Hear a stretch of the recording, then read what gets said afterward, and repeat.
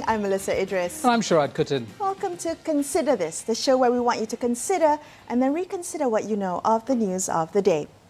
We begin with news that the stepson of Datuk Sri Najib Razak, Riza Shariz Abdul Aziz, has been granted a discharge not amounting to an acquittal from 5 counts of money laundering involving $248 million.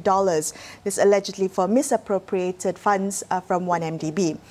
This was after Riza agreed to pay about $107 million to the Malaysian government. This is about 465 million ringgit. Gopal Sriram, who was leading the prosecution, however, said that the discharge not amounting to an acquittal is dependent on Riza returning the money to the government, and if Riza fails to do so, then the prosecution reserves its right to reinstate the charges and prosecute him to the full limit of the law. Now, the question is, will the public see this as a win-win? Yeah, Melissa, it's a tough one because, I think many of us, ordinary folk as well, who don't know the nature of the criminal justice system, don't understand quite how prosecutors and judges and all these different components of, in a particular case might operate, perhaps don't understand how this could happen. Then they might perhaps reach for analogies like somebody stole a packet of Maggi mee. If they agreed to return that Maggi mee, would they not be charged? Well, okay, so many lawyers are saying this appears to be a plea bargain, and in some cases, plea bargains can be good because they allow for both parties to avoid trials, which can be time-consuming, which can be costly, and has no guarantee of a success to either side. So this could possibly be a good thing, but whether or not it comes across now, looking at how much money will be returned, so looking at perhaps half of what was allegedly misappropriated, whether that's going to be worth it, so to speak. Yeah, I mean, it's a tough one because there's also this idea of justice, that if you had done something wrong, even if the outcome is good, like the monies are returned, for instance, or, you say you're sorry, the point is, should you still have to pay the price of the on an ethical level, should you still have to pay some sort of price? Or is this a way of letting people, especially, and I think it's said, there's a lot of chatter, Melissa, on social media saying, well, the lesson of all this is when you steal big, because when you steal big, you have bargaining power. Dear. Which doesn't sound like a very ethical kind of, idea at all. But exactly. There you have it. Yeah, the question is whether we have put enough mechanisms and structures in place to avoid anything like this from happening again. Now, in other news, according to the Dayak Daily, Syrian MP Datuk Sri Richard Riyad has reportedly been appointed as the Prime Minister's Special Envoy to East Asia. Richard Riyad is the Deputy President of the Sarawak United People's Party and the party's sole MP. He, however, says he has yet to be officially informed of the appointment. But if this is in fact true, if the appointment is confirmed, then he joins a long list of Perikatan Nasional lawmakers who have been appointed to key positions in the government and in government-linked companies. I'm curious, particularly as to his role as Special Envoy to East Asia, because, we have Bintulu MP Tiong King Sing as the Prime Minister's Special Envoy to China. So how would that overlap, I wonder? Yeah, there's also this other question. It's often brought up in the comparison between the Perikatan Nasional Government and its predecessor, Pakatan Harapan. Say, well, Pakatan Harapan any different? Well, Pakatan Harapan did have an envoy to China, but he did not have full ministerial status. All the three, Hadi Awang, who's special envoy to the Middle East, even though he can't travel there. He can travel to the East Coast, though, I guess. But, with the other two, the full ministerial status gives them enormous perks. Yeah. And this is a cost to the taxpayer, especially at a time when government revenues are down, there's a lot of cost cutting, and perhaps the need to reallocate funds to really the important fight against COVID-19. So the question that the public might ask is, do we really need an East Asia envoy on top of China envoy at this point in time, considering the immense cost it is to the public purse? Exactly, particularly, and as you mentioned, no travel allowed at this point in time. All right, we're going to take a quick break. After this, we'll take a closer look at the lost opportunities in having Dewan Rakyat sit for just one day and without the tabling of government bills. So stay tuned to consider this.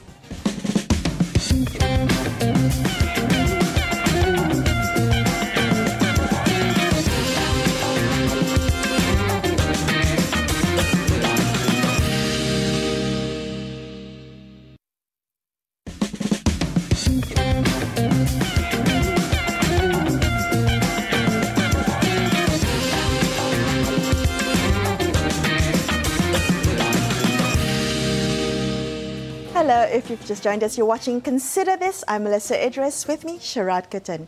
The one-day Dewan Rakyat sitting this Monday, 18th of May, will only have a single agenda, that being the Yang di-Pertuan Agong's opening address. This means several items that had been scheduled will not be presented to the House, including the appointment of the opposition leader, the appointment of the Public Accounts Committee lead, and the first reading of 2 supplementary supply bills. Joining us on the line now to discuss these missed opportunities, we have Dato' Liew Vui Keong, Member of Parliament for Batu Sapi and former Law Minister. Good evening, YB. Thank you for coming on the show tonight. Now, I understand you had put forth a motion to request to extend the one-day sitting to 8 days, which was accepted by the Speaker, but it now looks like the House will not have a chance to debate it. What did you hope to achieve in those 8 days, actually? In fact, as you can see, the letter that was dated 17 April from the Secretary of the Parliament is limiting us from debating on various issues. And this is very much unconstitutional. And then because we have so many issues that we need to ask the Prime Minister and his minister, Cabinet Minister, but by not allowing us, as per the letter yesterday, 13th of May, only limiting to the King's Speech. At first, on the 17th April, when they sent us a letter, they said that we are going to have a King's Speech plus the perbahasan on the law and the bill, plus the motion on the government bills. But then now they are saying that no perbahasan, no motion, but just the King's Speech. So this is very much against the spirit of the Constitution. It is also, I believe, trying to avoid the accountability of Parliament and the responsibility of Cabinet to Parliament. They are avoiding Parliament by not giving the minister the opportunity to address and to answer questions from the MPs. We are the representatives of the people. YB, I do want to ask you, though, it seems that a couple of weeks ago, the Prime Minister himself said that he would, open up his government and that response to the COVID crisis to the Dewan Rakyat and to scrutiny. Yeah. What do you think has changed his mind? I don't really know. I think it's the fear within himself, because he knows that there is a motion from Langkawi to challenge his, legality and his majority in the House. And I think he is fearful of that, and he has this, inferiority complex within himself, maybe, that he thinks that he will not get the majority on Monday, and thereby he instructed the Speaker to limit the sitting on Monday just to the King's Speech. I think this is very, very much against the Constitution. Okay, and all right. So you say, YB, that limiting this is avoiding the accountability of Parliament. You said that you and your colleagues have things that you would like to ask. What exactly would you like to ask? Oh, there are so many questions. I think the utmost issue in the minds of all Malaysians is with regard to the COVID-19. Right? Everyone wants to know that the stimulus packages that has been announced by the Prime Minister to help the B40, to help the industry, to help the entrepreneurs, to help the people in Malaysia, the 260 billion packages that they have announced. So how are they going to utilize the money? They have not gone to Parliament to ask for approval from Parliament. They have not gone through the supplementary bills. Are they going to use the money illegally? That is the question that I want to ask them, right? And they are now, prohibiting us from doing that. I think this is very, very unfair to the people. And we have to understand that the minister, there are so many ministers that has been newly appointed, especially the Minister of Health. We want to ask him, how many countries has he actually contacted during this MCO time? Because he has gone on record to say that he has contacted 500 countries. So we want him to name the 500 countries that he has contacted. And he has also said so many things. And his other minister has also said some many other issues with regards to the Doraemon matters, with regard to the interest rate. The Minister of Finance has made some contradictory statements with Bank Negara. So we want to ask them, although also on this MCO, things that they have announced, because they have been U-turn here, and after that they are saying different things at different times. So essentially, YB, you're asking for more accountability over the conduct of this government over the last couple of months in the crisis. I do want to ask you, you said it goes against the spirit of the Constitution, but does it go against the letter of the Constitution? Is there a legal case to be made for the actions of the executive in not allowing the legislature to fulfill its function? Okay, we have to look at the Constitution. The Constitution says that Parliament must sit within 6 months from the last sitting, okay? The last sitting was in December. And then the first sitting for 2020 was supposed to be on the 9th of March. But because of the change of power on the 1st of March, the new government did not have the time to have the sitting on the 9th of March. That was scheduled in February. And it's fine, okay? Then they postponed it to May the 18th. Now the question comes. They are having this sitting on Monday, which is a one-day sitting with the King's speech. So a lot of questions have been put forward as to whether the opening of Parliament by the King, just by giving a speech, constitutes a sitting. Because parliamentary sittings have stages. You see, first you must have a King's speech. So after that, you must have a debate. After that, you must also have a conclusion where all the MPs will rally around to accept the King's speech. Okay, that will probably take a couple of weeks for MPs to debate. Previously, it takes probably about 3 to 4 weeks, right? And then after that, in between, we have question time, we have minister question time, we have many other motions to be tabled by MPs. And then we'll be asking questions to the minister, and the questions asked questions from the Rakyat as well, because the Rakyat... Okay, but YB, so you're saying that, you know, this particular sitting might not be sufficient to constitute an actual sitting. Are we headed towards a constitutional crisis as a consequence? It is. If you look at what happened in England when Boris Johnson tried to prorogue Parliament, right? Then the court said that, you know, it was unconsciously done and it is unreasonably done by the Prime Minister, and the court subsequently ruled that it was not constitutional for Boris Johnson to do that. So in this case, we have to ask the Prime Minister these very important questions, you see. Can the House sit on Monday, and then the second part, the perbahasan, right? The debate on the King's speech to be done in July. Right. Okay. So now I want to ask you... I think the question cannot... The answer is no, because you must understand that the May sitting is the March sitting that has been postponed from March. That is the first term. The second term is in July. Okay. And then the third term is in October. Right. I do want to ask you, since you mentioned the July sitting, now all the things that you said that you wanted to ask, everything from budgetary oversight to the MCO and the exit strategy, can all of that wait for the July sitting? No. It must be dealt with now, because we are now challenging the constitutionality of the whole thing, the entire thing. But before we can even move, I think the most important motion that has to be dealt with is the motion from Langkawi, Tun motion, because Tun has said that the current Prime Minister does not have the majority. So he has to go to the House and prove to the House that, yes, I have the majority, because before he can move on anything, you see, before he can say that, okay, I want to move this bill, I want to table this motion.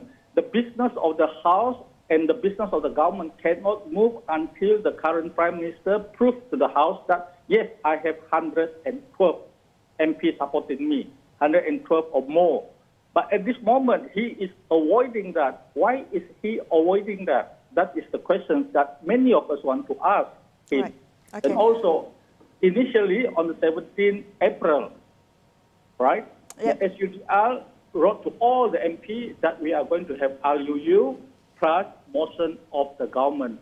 But now, unfortunately, we need to take a quick break. So I want to thank you so much for speaking with us and shedding some light into this matter. We appreciate your time. We're going to take a quick break. After this, we'll speak to lawyer and human rights advocate Dato' Ambiga Srivanasan. Stay tuned to consider this.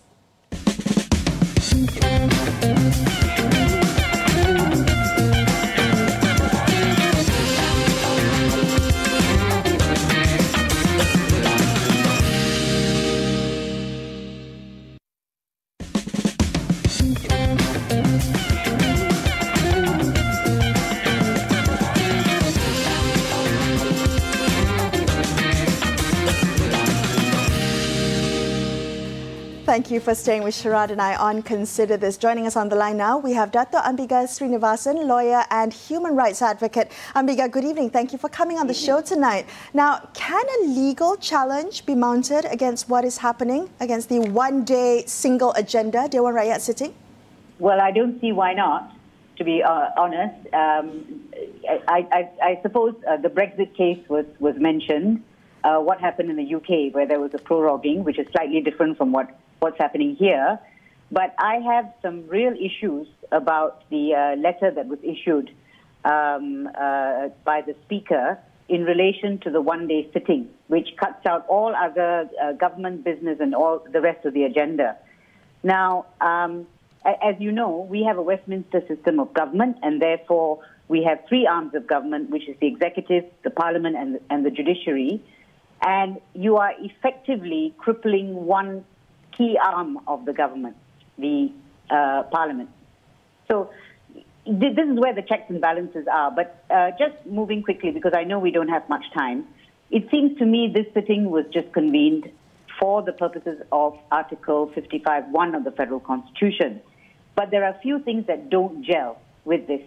And I'm looking at the Speaker's letter or statement. Now, if we look at Standing Order 12, because the standing orders are what govern the business of the House. If we look at Standing Order 12, it says that each sitting of the House shall begin at 10 a.m., continue till 1 p.m., and then 2:30 p.m. and continue till 5:30 p.m. And it is only with a motion in the House by a minister that those times can be changed. And of course, the Speaker can extend time. So the first thing they've done is to curtail the timing. So that, to me, offends Standing Order 12. Then you have Standing Order 14, which sets out the business of the House. And you can't change that. Only the House can change that. The government cannot change that. And I think the Speaker's letter actually refers to the pihak kerajaan memutuskan, which means the government has decided. They can't. It is a matter for the House to change. Otherwise, the business must follow Standing Order 14, and there's a long list there. Now, can I interject at this point? We just spoke to Vikelu, the former law minister, who says that he doesn't feel that the Agong speech alone satisfies the constitutional requirement for this to be considered a sitting. Is that, and what's your opinion on this? We've just spoken to him. Are we headed towards a constitutional crisis? I'm not sure that I would call it a constitutional crisis, but I think there is a serious flaw in this sitting. And it is in the manner in which the agenda has been moved around and the timing has been moved around. It offends the standing orders, in my view. And I think that's where the problem lies, actually. I did hear that question that you asked about constitutional crisis, but it is a matter I think that can go to the court. And you see, the Speaker refers to Standing Order 11.2 and 15.2. 11.2 relates to the setting of the date for the whole session, which is the whole year, you know. And 15.2, which it talks about, also only relates to rearranging of government business. So they can only rearrange government business. They cannot touch any of the other motions that are before the House, because those motions were accepted by the Speaker.